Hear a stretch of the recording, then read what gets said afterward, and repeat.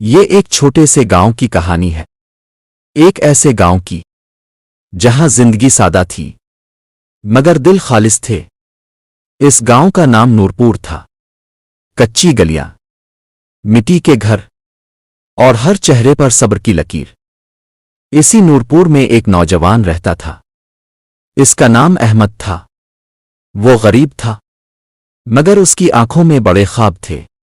وہ دن بھر محنت کرتا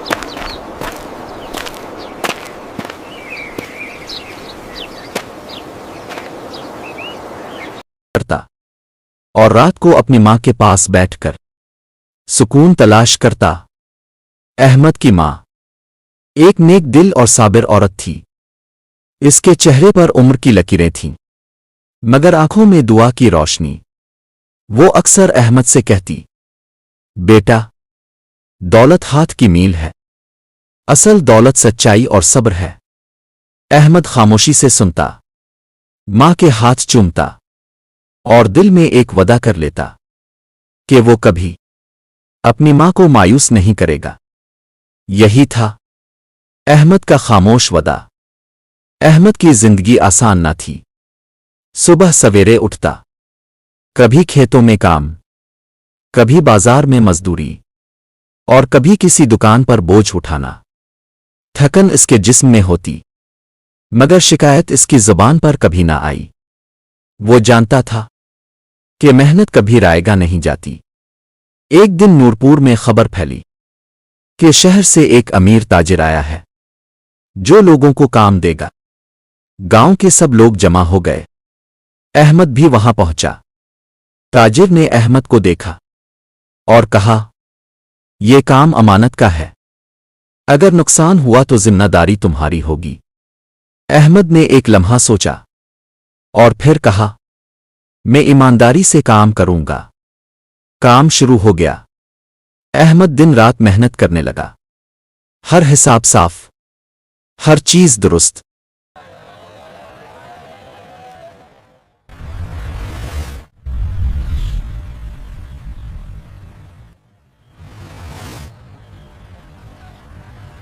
ایک دن احمد کو ایک تھیلا ملا، بھاری تھیلا۔ جب کھولا تو اندر سونے کے سکے چمک رہے تھے۔ احمد کے دل میں ایک لمحے کو وسوسہ آیا۔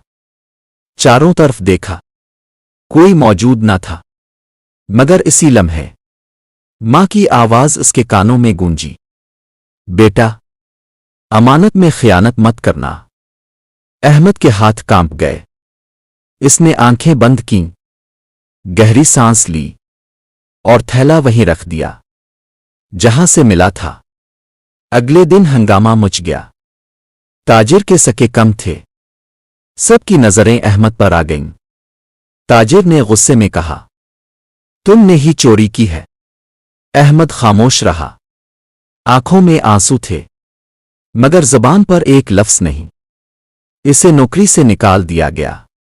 وہ خالی ہاتھ گھر لوٹ آیا۔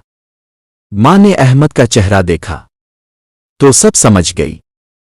اس نے احمد کو سینے سے لگا لیا اور کہا، بیٹا، اگر تو سچا ہے تو اللہ ضرور انصاف کرے گا۔ اس رات احمد مسجد گیا۔ سجدے میں گر کر روتے ہوئے دعا کی، اللہ تو جانتا ہے میں نے خیانت نہیں کی۔ اور پھر قدرت نے اپنا کام دکھایا۔ تاجر کے گھر کا ایک ملازم چوری کرتے ہوئے پکڑا گیا۔ اس نے سب کچھ قبول کر لیا۔ تاجر کو اپنی غلطی کا احساس ہوا۔ وہ شرمندہ ہو گیا۔ اگلے دن وہ خود احمد کے گھر آیا۔